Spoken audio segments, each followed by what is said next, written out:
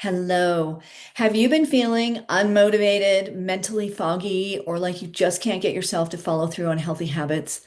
And if you have, I want to say this first. You are not lazy. You are not lacking discipline. Your hormones may be driving this. That's why following healthy habits for so many women I talk to, it feels hard, but it's not your fault. So the main culprits are going to be cortisol, which is your stress hormone, and blood sugar and insulin, which regulates your energy and focus. So I'm Dr. Erin Foley, functional medicine practitioner, board certified health coach, chiropractor, speaker, and author. And I work with women over 40 every week to help them understand their hormones, restore their energy, and bring back that mental focus and motivation. So today I'm going to break down how cortisol and blood sugar affect your motivation and what you can do about it so that healthy habits can feel achievable again. So here's what I hear from women all the time that I work with. I want to exercise. I want to eat healthier. I want to meal prep. I don't want to eat all this fast food. I don't want to order out. I want to go to bed earlier. I know what to do. I just can't make myself do it. And they think there's something wrong with them. And that last one is like, I hear that all the time. I mean, you know what to do. You know the healthy habits to have, but if you don't have that hormonal support, it makes it really hard. So that internal battle is not a flaw, and motivation is not a mindset problem. It's an energy and focus problem. So here's an example. I had a client last week who wanted to eat healthier, but couldn't even get out of bed some of the mornings. And she was eating a lot of fast food and not eating healthy at all. And once we looked at her cortisol and blood sugar patterns and testing, it all made sense. So when cortisol is low, your spark, your drive, your ability to make decisions, gets much lower. And when blood sugar is unstable, your brain literally doesn't have the fuel to focus.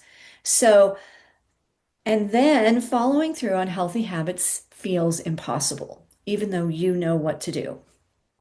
So if you've been pushing yourself harder, give yourself some grace because your body just might need support and not pressure.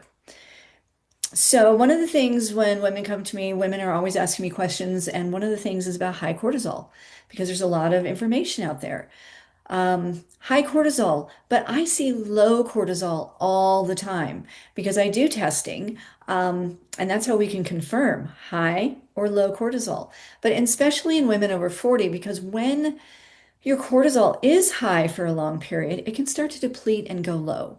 So, think of cortisol as like your battery. You need to plug it in at night, like your phone, and you wake up in the morning with a full battery. But when you have low cortisol, you actually wake up in the morning with like a 50% full battery. So cortisol helps you wake up, feel alert, take action, and maintain focus throughout the day.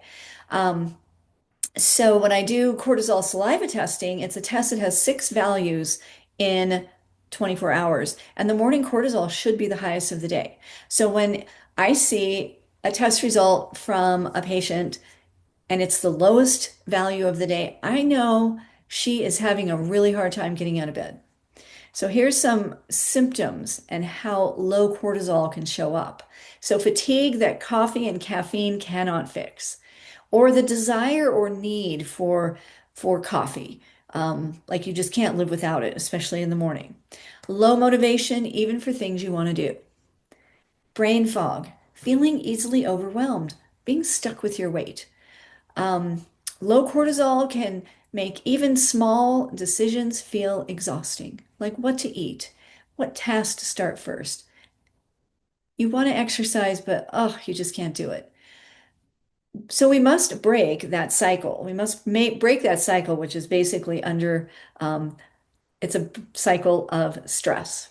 So low cortisol often develops after long-term chronic stress, overtraining, poor sleep, long-term dieting, and low cortisol will hijack that part of your brain that's responsible for decision making.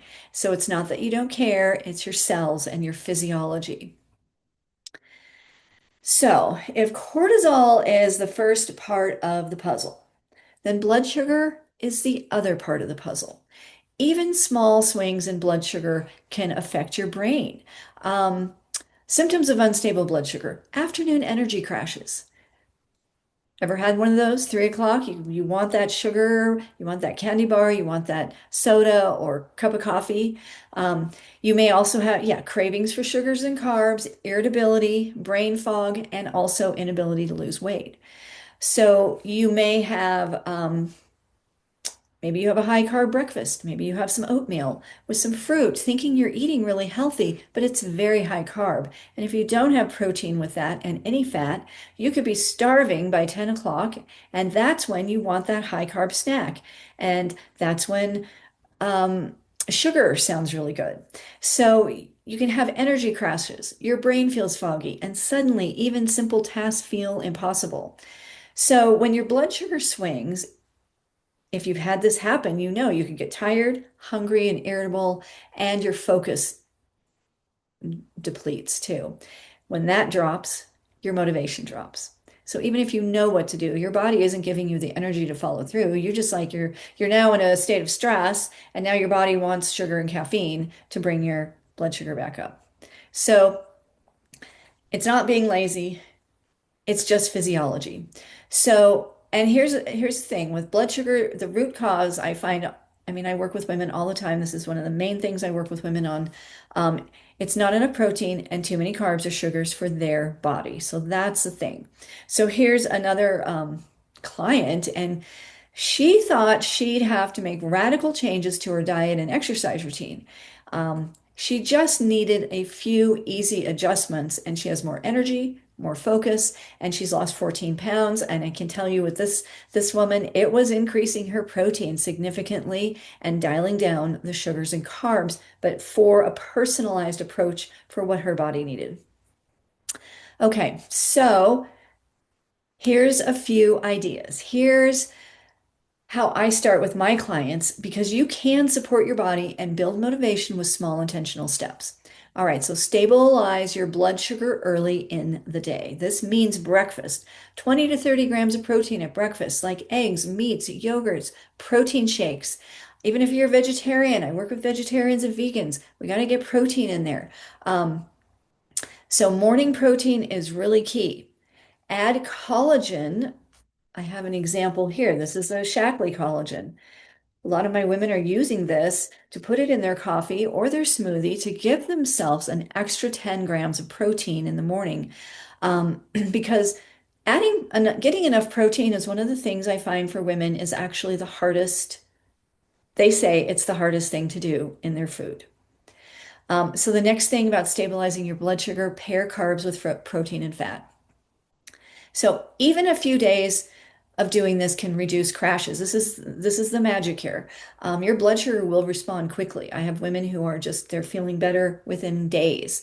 Um, More energy, improving focus, sleeping better. And when we have somebody on the right amount of protein and lower carbs, they'll start to reduce some weight. So, how to support cortisol? We want to support your cortisol with some micro rests. So, think about your day. How about 2 minutes of slow, deep breathing? How about turning off your screen? How about stepping away? A short walk outside, a 60-second pause before switching tasks. And that can make you aware of are you multitasking too much? Because it actually is very hard on your brain. Um, and take a short nap. Even if you don't sleep, go lay down.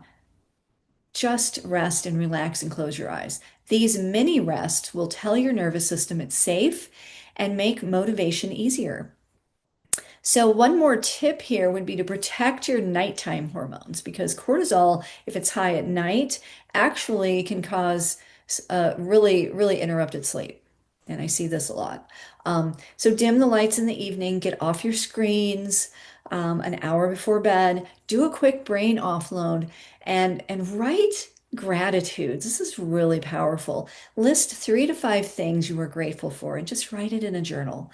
And support your sleep with magnesium, L-theanine, calming herbs. These are tools. And I have another one from Shaklee here, and this is Rest and Rewind. And this is a fabulous wind down, nice, no sugar, little powder tea. So I use this one and I love it. Um, Starting with any of these strategies can make a noticeable difference in energy, focus, and follow through. So if you're thinking, listening to this, that's me, here are two simple ways to start taking some action. Download my free guide, 5 steps for women to boost your energy naturally, packed with practical tips you can start today. The link is, I'll put the link here, and then the link should be also up in my introduction at the top of my channel. And book a free healthy hormone call. I'm happy to chat with you. We'll review the clues your body is sending and map out personalized next steps for your energy, motivation, and focus. I work with women one-on-one. I have group programs. I have courses and classes. So there's just many different ways to get some support. So if this video spoke to you, like and subscribe and share it to a friend who may need to hear this. So thanks for watching, and I'll see you next time.